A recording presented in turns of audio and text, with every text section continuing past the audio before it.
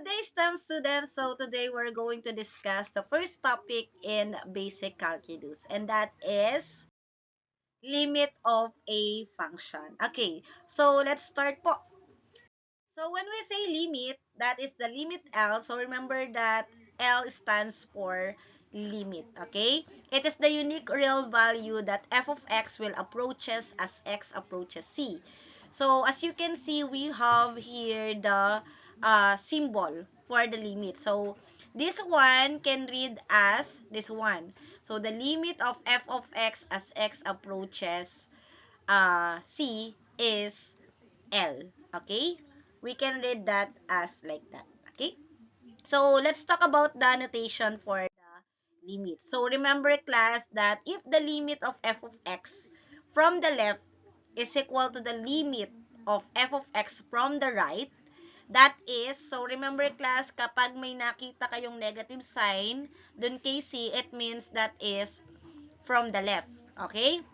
And kapag naman positive sign, it means that is from the right. So remember that uh, the limit of f of x from the left is equal to the right from the right.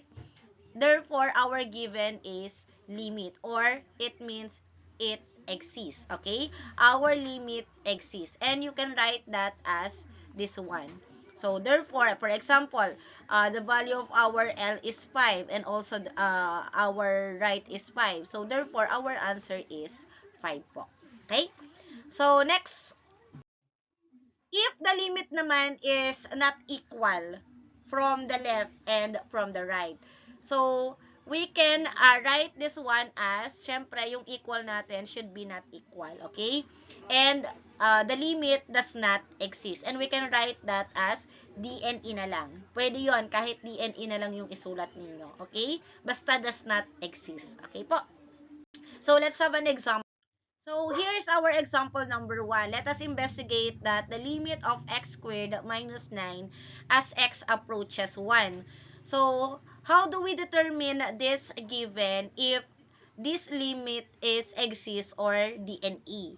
So, syempre, para malaman natin, gawa muna tayo ng a table of values. Pero paano tayo makakagawa ng table of values? Syempre, we need to give the values of x from the left tsaka from the right. Paano yon? Dito tayo magbe-base kay x approaches 1. So, para makuha natin yun or mas mapabilis kayo, gamit kayo ng number line. Okay?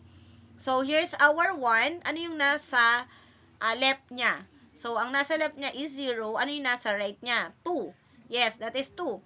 Ano yung mga numbers in between 0 and 1? Ayun yung gagamitin natin from the left. Ano yung mga given naman from 1 and 2 in between niya? So, ayun naman yung gagamitin natin as our right. Okay? So, remember class, kailangan palapit ng palapit kay 1. Kasi x is approaching 1 kasi, di ba?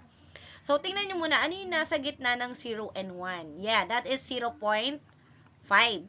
So, kung palapit tayo ng palapit kay 1, ano kaya yung nandito? So, pwedeng sabihin natin na that is 0.7. So, palapit ng palapit kay 1, we can say that 0.8, and then 0.9. So doon tayo mag-start kay 0.7 para at least palapit talaga siya ng palapit kay 1. Unlike kay 0.5, masyadong malayo. Okay? So, tatlo yung gamitin natin. 7, 0.7, 0.8, 0.9, 0.99, and then 0.9999. Okay? So, kahit ilang 999 ang gamitin nyo, wala namang problem.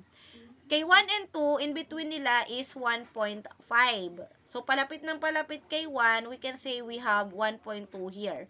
So, kung 1.2, pwedeng 1.1, 1.01, and then 1.001. Okay? And then so on. Kailangan 5 yung magamit nating values ng x. From left and then from the right. So, let's have a table. So, here's our table. Nag-start tayo kay 0.7. Okay?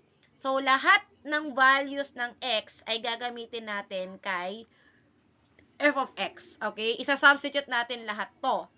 Okay po? Using the values of our f of x, which is x squared minus 9. So, kaya, kapag kayo magsasolve class, syempre, you're going to use the calculator po. You can write, you can input po the open parenthesis, and then 0.7 squared minus 9. Then enter po the equal sign. And we got negative 8.51 dyan.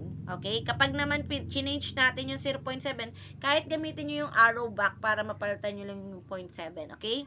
So, kapag 0.8 naman, so we have negative 8.36. Kapag 0.9, we have negative 8.19. Kapag 0.99, we got negative 8.0199. And then, 0.999, we have negative 8.001999. Okay? So, ayan po yung nakuha natin kay left side. Okay? From the left side. Doon naman tayo kay right side.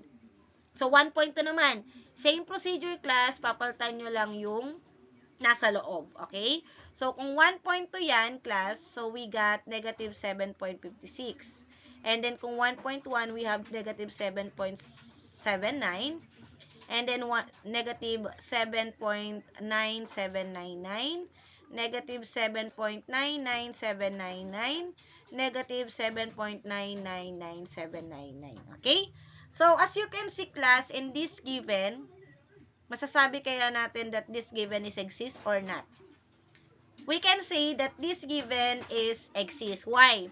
Kasi the more na ina-approach ni x si 1, okay, papalapit siya ng papalapit kay 1, si f of x ay palapit naman ng palapit kay negative 8. Okay? Kay right side naman, the more na palapit kay si x kay 1, then si f of x naman din ay palapit ng palapit kay negative 8. So, parehas silang palapit ng palapit kay negative 8. So, therefore, the limit is exist. So, let's see kung nag-exist nga talaga siya using the graph. Okay, let us graph this one. So, the graph is already given naman. Okay, mag-alala. Okay, so remember that the limit is approaching the 1. So, as you can see in this graph, parabola siya kasi ang given natin ay quadratic. Okay, kapag quadratic, syempre, nagiging parabola siya. So, hanapin lang yung 1. Remember, ito yung x natin. So, dito tayo hahanap ng 1. And remember, this is our y.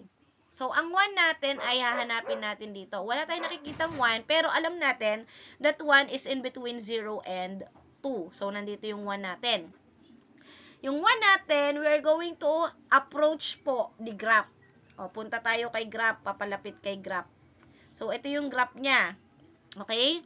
Ano yung tinamaan ng graph na to doon kay y-axis? So, remember, ito yung y-axis natin, ha? Ito. Papa dito. Ano yung tinamaan niya? So, that is negative 8. So, therefore, class, as x approaches 1, our f of x or our limit is equal to negative 8. Okay? Nagets po ba? O, sige, another example tayo para mas magets natin. Okay, example number 2. O, same as in example number 1, magkaiba lang ng given. Okay? So, we have the limit of x plus 3 as x approaches to negative 1 naman. So, to determine po if our given is exist, syempre, gawa tayo ng table of values. Kapag nahihirapan kayo na magbigay ng values ng x, gawa kayo ng number line. So, remember, ito yung negative 1 natin. Ano yung nasa left niya? So, papunta sa left, negative 1, we have negative 2. Papunta kay right, we have 0. Siyempre, before tayo mag-negative 1, 0 muna. So, ano yung in-between ng negative 2 and negative 1? So, ang gitna nila is negative 1.5, diba? So, kung yung ano yung mas malapit kay negative 1. So, we have negative 1.1. Okay? And then, dito na tayo mag-start kay negative 1.1. Papunta kay, palapit ng palapit kay negative 1. So, we can use po negative 1.01, 0001, ganon. Okay? And then, kay negative 1 and 0, in between nila is negative 0.5. So, ano yung naan dito? We can say that that is negative 0.9. Kasi palapit nga tayo kay negative 1. Hindi pwede maging negative 0.1 kasi nandito yun. Okay? Nandito siya. So, it should be negative 0.9. Okay? So, using that, we can now have the table of values. Ayan po yun. Okay? So, here's our table of values. So, para mas mapabilis din tayo, pero pwede nyo namang isolve, okay? Pwede nyo isolve starting with this given. Pero, para mapabilis, dito na tayo mag-start, okay? Dito na tayo, para mabilis tayo, okay? So, what is our f of x if our x is negative 1.00001? Okay, using the calculator, our answer is 1.9999. Okay? And sa right side naman, what is our f of x if our x is negative 0.99999? So, we got here 2.00001. Okay po? So, as you can see class, o diba kita na agad natin kapag sa dulo pa lang, okay? Kahit hindi na natin isolve yung apat, okay? Pero syempre, kapag may activity or quiz, dapat isolve nyo, okay? So, as you can see class, the more na ina-approach ni x si negative 1, we got almost 2. Okay? So, f of x approaching 2. Kay kay right naman, ina-approach si negative 1, approaching to din. Okay? So, let's see in our graph. So, remember that x is approaching negative 1, ha? Okay, approaching negative 1. So, ito yung x natin. Remember, ito yung y natin. Where is the negative 1? O, ito yung negative 1 natin. Itong negative 1 na to, okay, nasa x siya, ha? Kailangan niyang ma-reach yung graph. Ito yung graph natin, class. Ayan. Ito, yung red line. Reach natin yung red. Okay? So, ito yun. Tumama na siya doon. Nag-cross na sila. Ano yung tinamaan niya kay y-axis? So, therefore, ayan yung value natin. And, as you can see, class, same siya doon sa table of values natin. Palapit nga talaga siya ng palapit kay 2. Okay? So, another example tayo.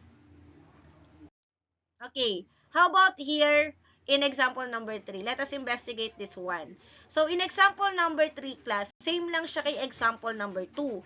Pero, nag-change lang ng approaching, kung saan nag-approach yung x natin. As x approaches 0, kanina kasi ay negative 1. Pero, to solve this one, syempre, kailangan natin ng table of values. So, kung 0 yung ating x, ina-approach ng x, ano yung nasa left niya? That is negative 1. Ano yung nasa right niya? That is that is 1. Okay? 1 po yung kanyang nasa right. Okay po. So, therefore, ano yung gagamitin natin dito? In between. Kung ano yung in between niya, that is negative 1, negative 0.5. So, papalapit kay 0, we can use that negative 0.1. Okay? Kay 0 and 1, we have 0.5. So, palapit kay 0, we have 0.1. Yun yung gagamitin natin. Papalapit kay 0. So, therefore, yung table natin ay, ayan, we have negative 0.1. Same lang sila, class. Bakit? Kasi 0. In between siya ng 0. So, ibig sabihin, meron tayong isang positive at isang negative. So, para mas mabilis ulit tayo, ang isolve na lang natin is etong dalawang dulo. Okay, tingnan lang natin kung same sila. Kapag pareho, syempre, the limit exists. Okay po. So, if we're going to use this one, we got 2.99999. Okay? Kapag naman kay right side, we got 3.00001. Okay. As you can see, class, the more na ina-approach ni x si 0, we got almost 3, diba? Kay right naman, ina-approach si 0 din, ina-approach din si 3. So, therefore, class, our limit is exists. Okay? So, tingnan natin dun sa graph kung talagang tama yung naging sagot natin. So, let us investigate using the graph. Okay. So, ang given natin ay 0. So, remember ulit, ito yung x natin, ito yung y. O, asan yung 0? Ito yung 0 natin, di ba? Kailangan i-approach niya yung graph. Okay. So, ano yung approach niya? 3. Kapag galing kay left, papunta kay 0, palitan natin yung kulay. Kapag galing kay left, papunta kay 0, o, ito, di ba? Ito yung graph natin. And ito yung 0 natin. Okay? Ano yung in-approach niya? Yeah, that is 3. Kapag galing kay right, papunta kay 0, ano din yung in-approach niya? 3 din. So, equal yung left natin at saka yung right natin. So, therefore, the limit is exists. Okay? And our limit is equal to 3. Okay po? So, last example na tayo. Okay, example number 4. Let us investigate this limit. So, our x naman is approaching to negative 2. Or as you can see, we have the fraction. Pero madali lang yan since gagamit naman kayo ng calculator. Okay? So, use the negative 2. Ano po yung nasa left niya? Yeah, that is negative 3. Ano yung nasa right niya? Negative 1. So, gamitin natin yung in between nila. Hanapin muna natin yung gitna para hindi kayo malito. So, yung gitna is negative 2.5. Kung negative 2.5 yan, ano yung nandito? Yes, that is negative 2.1. And then, gamitin natin yung 2.1, dagdagan natin ng 0. Okay? 2.1, 2.001, and so on. Kay right naman, in between ng negative 1 at saka negative 2 is negative 1.5. So, ano naman yung nandito? That is negative 1.9. Palapit ng palapit kay 2 dapat, di ba? So, 1.9, so we have negative 1.99999. Okay? So, let's have a table of values. So, ito na yung table of values natin. Parehong negative kasi pareho namang negative yung negative 3 and negative 1. Okay? So, kapag ganito, class, syempre, pwede naman din na ito na lang ulit yung isolve natin. Pero, class, kapag fraction, kadalasan kasi, yung iba ay walang symbol na fraction. Kapag wala kayong ganito, class, sa calculator nyo, i-manual nyo na lang.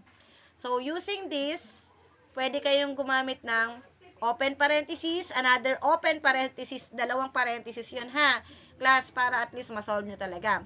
Yung x squared, gamitin natin ay negative 2.00001, then close parenthesis, and then squared, plus open parenthesis again, then negative 2.00001, and then close parenthesis, and then minus 2. Kapag natapos na kayo kay minus 2, close parenthesis. Basta dapat, ito ay naka-open and close parenthesis as a whole. Okay? And then, click po yung division, and then, open parenthesis, ano yung x natin? We have negative 2.123, 4, and then 1, and then plus 2. And then close parenthesis, click nyo po yung equal. Okay? So, ang makukuha natin dyan is negative 2.0, negative 3. Negative 3.00001. Kapag naman kay right side naman, ito yung ginamit ninyo, palitan nyo lang lahat yung negative 2.001 ha, ng negative 1.9999. So, we got naman here the negative 2.99999. Okay? So, as you can see, class, our f of x is reaching the negative 3. Okay? Papalapit na papalapit kay negative 3. So, tingnan natin sa graph. So, as x approaches to negative 2, hanapin natin yung negative 2. O, remember, ito yung x natin. Ito yung y, ha? Okay. Asaan yung negative 2 natin? Ito yung negative 2 natin. Okay? So, pwede kayo mag-draw ng line dyan. Okay. Hanapin natin yung negative 2 from the left. So, from the left po, punta tayo kay negative 2. So, ito yung na-reach natin. Ano yan? Okay, so negative 3 galing kay left. Kapag naman galing kay right yung graph, okay, galing kay left, kay right yung graph, papunta kay negative 2 din. Okay, negative 2 yan. So, ano din yung na-reach niya? Negative 3 din. So, therefore, our right is negative 3 din. So, therefore, the limit is exists. Okay? Ganun lang po siya. Okay, another example po. Pero dito na lang sa graph tayo titingin. Okay? So, as you can see, class, okay po, pinalitan ko yung x approaches. X approaches to negative 1 naman. Kanina negative 2, pero same given ang limits.